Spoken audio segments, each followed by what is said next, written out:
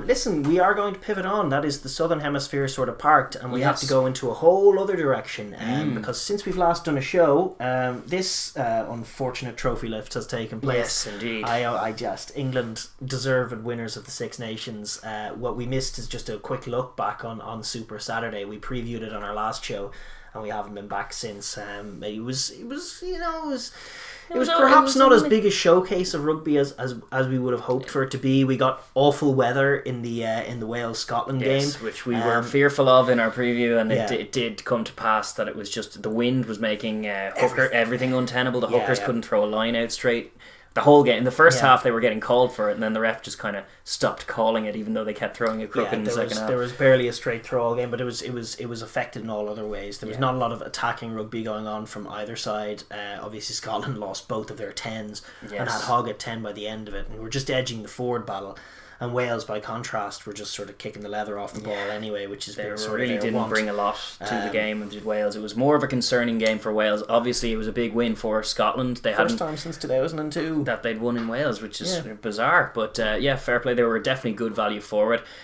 Their forwards are looking very, very well polished. Their set pieces looking very polished, and Wales just kind of figured that if they kicked the ball off, like Scotland would maybe cough up a try cheaply to them. It seemed like they did a lot of kicking at the World Cup, but they brought a defensive intensity that they haven't been bringing in this tournament. It was just a mix of that and not a lot of shots fired from a Welsh point of view, and then the Scots ended up, without playing particularly well themselves, meandering to a 14-10 win, getting a crucial score which saw them home. That was sort of not the best spectacle given the weather, and what followed then between England and Italy was a bizarre game where England, they were obviously comfortably superior to Italy, who are levels beneath just about every team in this competition. Men v boys in the context. England's, I've never seen them kick the ball so much. I think they broke records the amount they kicked. They kicked everything. Every time they had any ball, they just kicked it. Eventually, there was dam breaks and they took some scores, but for the most part, against a side that doesn't like defending, it was bizarre seeing them kick the ball so much, and they kicked the leather off the thing. They were very willful. It must have been a tactic they had worked out, but they didn't. As we were citing before, you just need to go through 3 or 4 phases and an Italian will fall off a tackle. Not only that, they did that early in the game. They ran through I think 4 or 5 phases and then found a gap and scored instantly, and never went back to it. It was bizarre. That was Ben Young's 100-cap try. But they ended up winning the game. Italy, no match for them, but it was a curiosity, and what they ended up doing was giving a conceivable path for both Ireland and France. At one point, certainly from an Irish selfish point of view, I think it was 8 points. Which was bizarre. We would have thought it would have been out of sight more so, and it could have been if they'd kind of attacked more. And France, even as we'll get onto, it ended up being more likely at times that France would do it than Ireland. They had to win by 31, which again, perhaps perhaps closer than it should have been. But it proved grand anyway. England were content to kick the leather off the ball against Italy, and it was still good enough to secure the championship. The France game then, the week or the after the showpiece event of it was also it was definitely the best game. It was the best game. Our perspective on it is completely coloured by the fact that we were so frustrated with Ireland watching the game, and we'd obviously both called Ireland wins.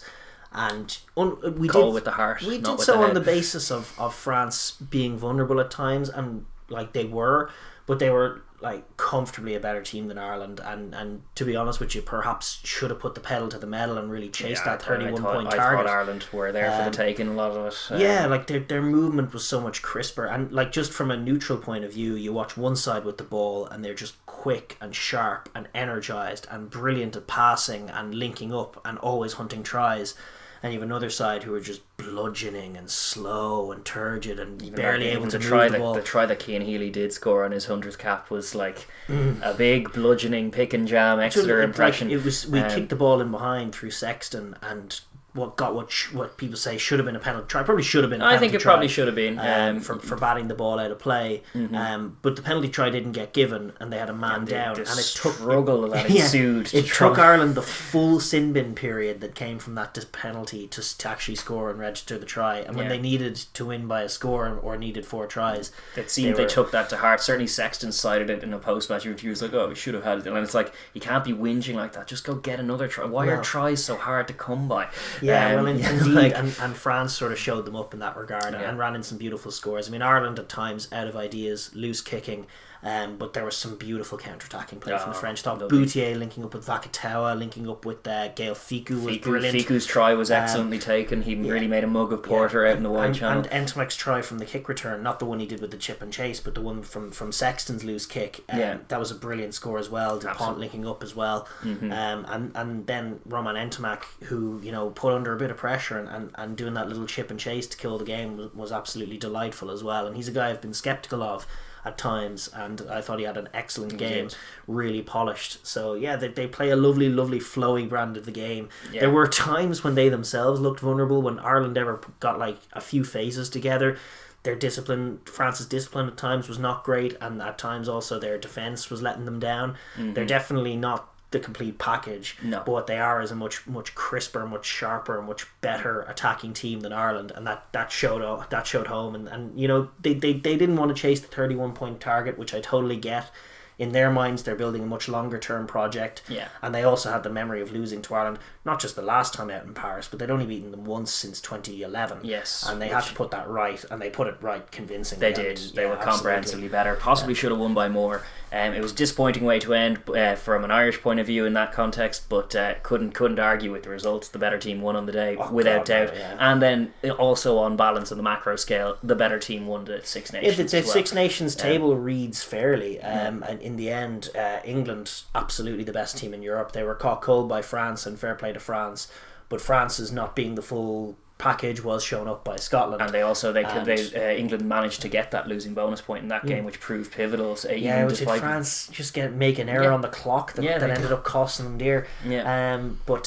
That's perhaps an example of the loose thinking that can sometimes do them in. But they're only building from an England point of view to kick on from a World Cup final. Disappointment, but also success in another way of looking at it. They're still one of the top teams in the world. They beat the All Blacks, and they're flexing their muscles a little bit in this competition after that initial disappointment. I mean, a complete dismantling of Ireland and Wales. I know Wales sort of closed up the score towards the end of that game, but England comfortably superior. I think there are a lot of things. There was a bizarre performance against Italy, but they are the best coached, certainly on offense, the best coached team in Europe by far, the best passing team in Europe, the best skill set, and the most physical. It's a potent combination. They know where the try line is as well a lot of the time. They got like Johnny May on the wings, absolute killers, brilliant attacking kicks, the distributions of Farrell and Slade, nice tempo from Ben Youngs, and then a bludgeoning pack that's only getting more bludgeoning as you add Harry Williams and Johnny Hill from Exeter to it. Johnny Hill's a huge sight. He towers over Itoji, and Itoji's a monster. Yeah, I know. It's absolutely scary stuff, and England, they are absolutely flexing their muscles and getting things more and more right as the seasons go on, and they have a wealth of options to choose from and more talent coming through. So they're a scary proposition going forward for anyone in Europe, for sure. They have their would-be favourites going into what we're about to talk about, the Nations Cup, and favourites perhaps for next year's tournament as well. I think so. Congratulations to them. I think on balance, thoroughly deserved win. Thoroughly so.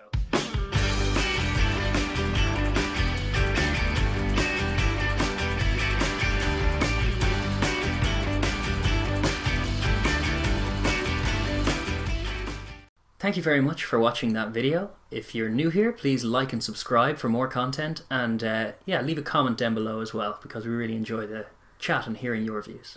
Thank you.